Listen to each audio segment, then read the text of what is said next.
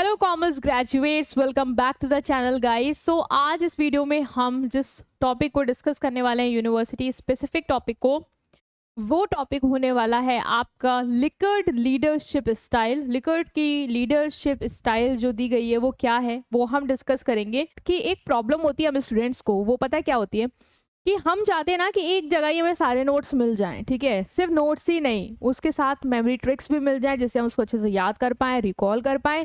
Even previous year क्या पूछा गया था मेरी यूनिवर्सिटीज़ में, क्या पैटर्न है, कौन से सबसे ज़्यादा क्वेश्चंस पूछे जा सकते हैं, वो मिल जाए।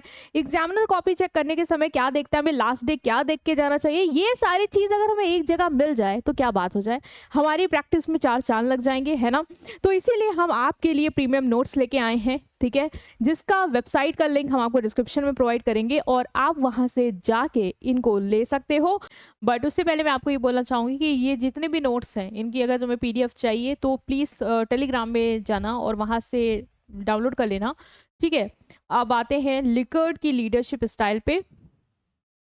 लिकर्ड की लीडरशिप स्टाइल क्या है और ये क्या बोलती है? देखो, रेंसिस लिकर्ड ने 4 लीडरशिप सिस्टम हमें दिए हैं, 4 लीडरशिप सिस्टम दिए हैं जो बताते हैं मैनेजर और एम्प्लॉयज़ के बीच में क्या रिलेशन है। इनकी लीडरशिप स्टाइल कुछ यूनिवर्सिटी में है तो मैं इस हिसाब से आपका कवर करा रही हूँ।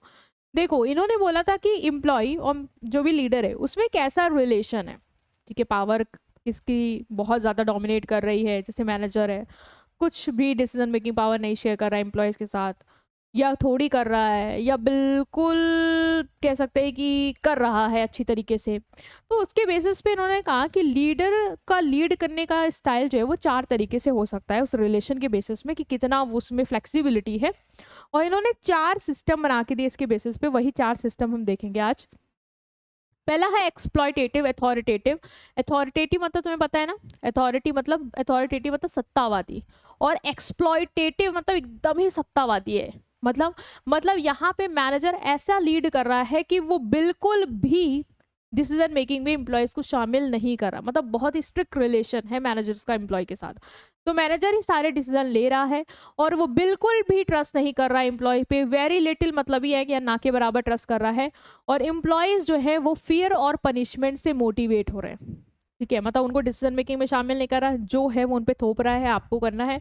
और एम्प्लॉय उसके इंस्ट्रक्शन को इसलिए नहीं फॉलो कर रहे कि वो मोटिवेट है, उन्हें खुशी मिल रही है, नहीं भाई, वो इसलिए कर रहे हैं क्योंकि उन्हें पता है अगर नहीं करेंगे तो उन्हें पनिशमेंट मिल सकती है, और वो डर जो है वो उन्हें मजबूर कर रहा है काम करने के लिए।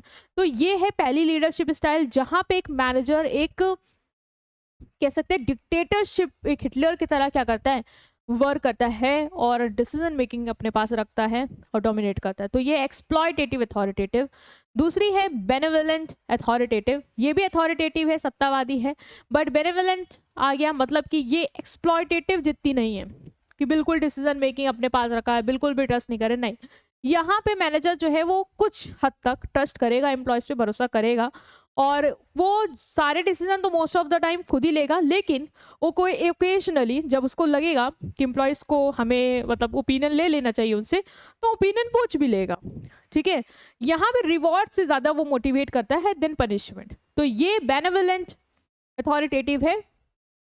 थोड़ा उससे तुम देख रहे हो कि कम कह सकते हैं वो बहुत स्ट्रिक्ट है, ये थोड़ा कम स्ट्रिक्ट है ना, लीनियंसी की तरफ जा रहे हैं। तो ये था सिस्टम 2 इनका।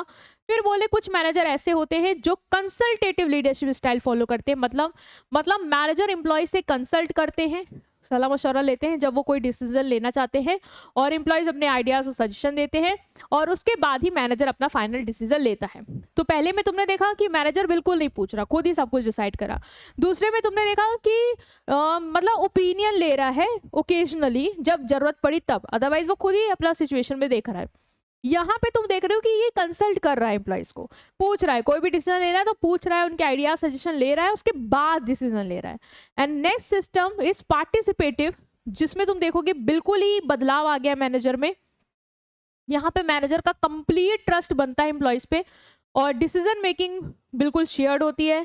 Communication flows in lower direction in all direction, मतलब जो सबॉर्डिनेट है वो सुपीरियर से बात कर रहा है, सुपीरियर सबॉर्डिनेट से बात कर रहे हैं, मतलब पूरी तरीके से आप लोग कर रहे हैं, डिस्कशन कर रहे हैं, डिसीजन मेकिंग में उनको शामिल, ठीक है। इवन उनको क्वेश्चन करने को भी मौका मिल रहा है यहाँ पे अपने मैनेजर से, और टीम वर्क के साथ मिलकर काम करने को इनकरेज किया जाता। तो तुम देख रहे हो ये बिल्कुल ही फ्लेक्सिबल हो गई है ना। तो इन्होंने इसी तरीके से 4 सिस्टम बताए कि कुछ लीडर जो हैं वो ये फॉलो करते हैं, एक्सप्लॉयटेटिव, अथॉरिटेटिव, कुछ में तुम देखोगे बेनेवोलेंट देखने को मिलेगी, कुछ में कंसल्टेटिव, और कहीं कहीं तुम्हें बिल्कुल पार्टिसिपेटिव लीडरशिप स्टाइल फॉलो करते हुए लीडर मिल जाएंगे।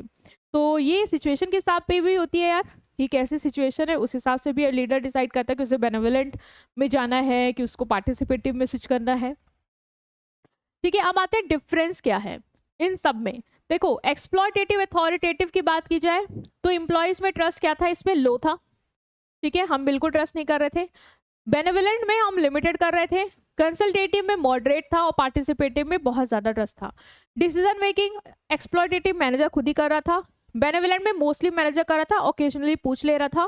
कंसल्टेटिव में कंसल्ट कर रहा था, उसके बाद डिसीजन कर रहा था। और यहाँ पे एम्प्लॉयज और मैनेजर बिल्कुल एक साथ मिलके बैठ के बातचीत करके डिसीजन मेकिंग करते हैं। यहाँ पे कम्युनिकेशन एक्सप्लॉयटेटिव में वन वे था, मतलब जो सुपीरियर था वही अपना डिसीजन थोप रहा था नीचे। बेनेवोलेंट में भी मोस्टली डाउनवर्ड ही था, वो अपना डिसीजन दे रहा था, ओकेजनली पूछना था बस। कंसल्टेटिव में टू वे था, दोनों आपस में बातचीत कर रहे थे। और पार्टिसिपेटेड में बिल्कुल फ्री था। ठीक है, बिल्कुल फ्री था, आप फ्रीली आपस में डिस्कस कर रहे थे, कम्युनिकेट कर रहे थे और फैसले ले रहे थे। मतलब बहुत ज़्यादा फ्रीडम यहाँ पे है एज कम्पेयर टू योर डैट सिस्टम। तो ये हमने देखा यहाँ पे। और प्लीज़ टेलीग्राम लिंक है डिस्क्रिप्शन में, उससे आप अपना नोट्स डाउनलोड कर लेना।